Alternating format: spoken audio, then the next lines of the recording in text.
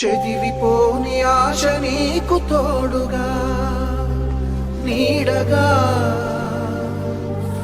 ఈ మన్ను కోసమా ఎంతసేపు పోరాటం చేసినావు? ఏమున్నది బిడ్డ మన్నులా?